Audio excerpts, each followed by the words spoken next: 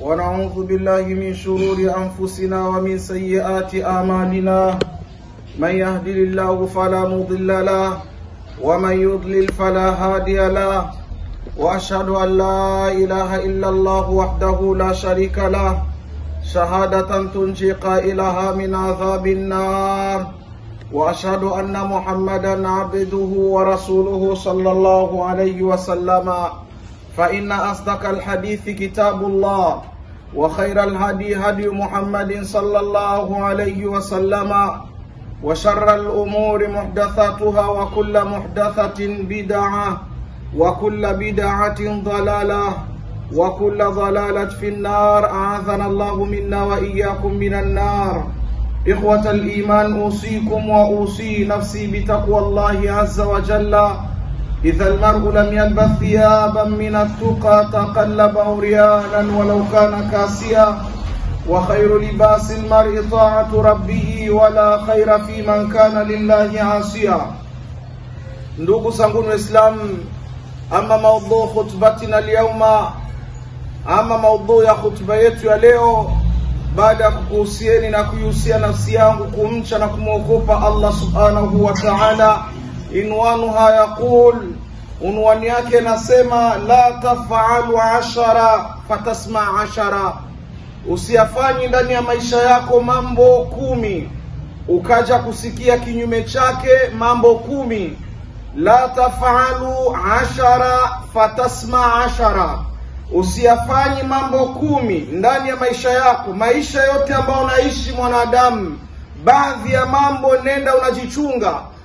Na haya ndugu zangu Waislamu ni mirorongo ya usia ambao itakuwa ni kipimo cha maisha yetu, namna tunapasha tuishi katika kuwekeza kwenye ubongo zetu na katika kuwekeza katika hikma zetu.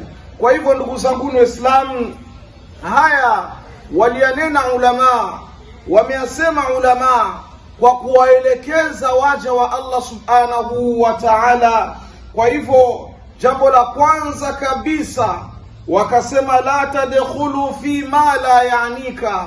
Usisubutu siku yoyote katika maisha yako kujidumkiza au kuingia katika mambo ambayo yasiyokuhusu, ukijua kwamba hili jambo halinihusu, hii sehemu sikuitwa, hili si langu, basi jitenge pembeni, kaa zako pembeni kitako. Na hiyo ni ishara ya mtu mwenye utambuzi na mwenye hikma. Mwenye kufanya hivyo hafanyi isipokuwa ni mtu mwenye hikma. Kwa hivyo ndugu zangu Waislamu, siku yoyote jambo ambalo halikuhusu, basi jitenge pembeni. Fatasma ma la yurdika.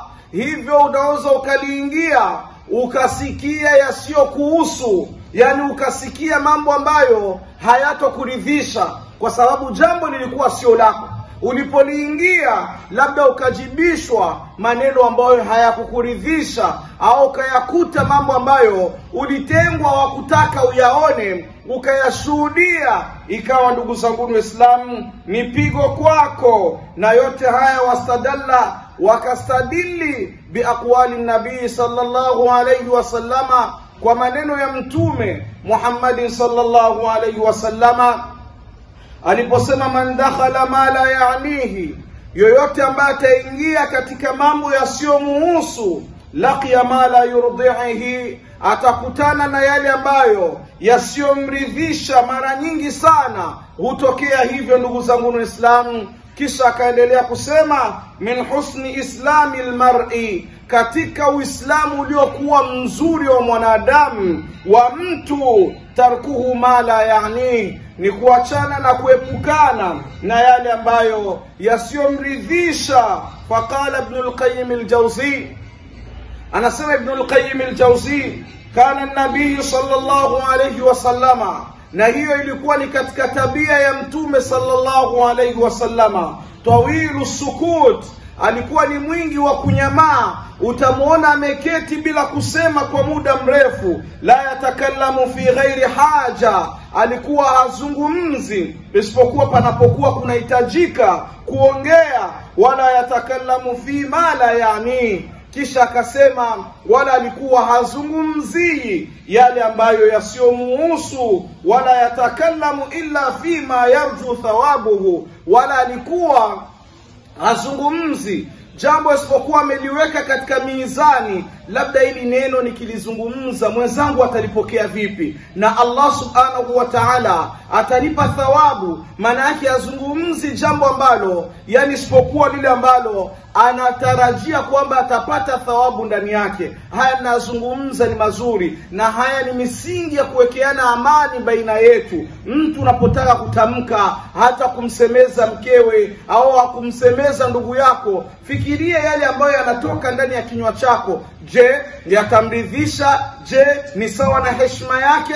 Lakini leo ndugu zangu Waislamu, kwa kuukosa Uislamu, kutokuusoma Uislamu, kutokumuigia Mtume sallallahu alaihi wasallama, watamka bila uoga kile ambacho unachotaka, na kesho kinakuwa pengine umewavulia watu heshima, umewateremsha daraja, umewakosea, hawakufurahika, imekuwa sababu ya nongwa ndani ya roho. Wa idha kariha shay'a, na alikuwa Mtume sallallahu alaihi wasallama akichukia jambo, urifa fi wajhi, atatambulika bila kusema, kwa uso wake tu utamuona kwamba huyu mtu hajaridhika, lakini hasemi, anajitenga sana na maneno, huenda akaongea yasiyowaridhisha watu, na yeye ni kioo cha jamii, na huyu ndio ambaye tunapaswa tumfuate. Kana qalilul kalam, alikuwa ni mwenye maneno machache anapoongea. Kathiru samti, mwingi wa kunyamaa, utamuona akinyamaa ndani zaidi. Ndugu zangu Waislamu,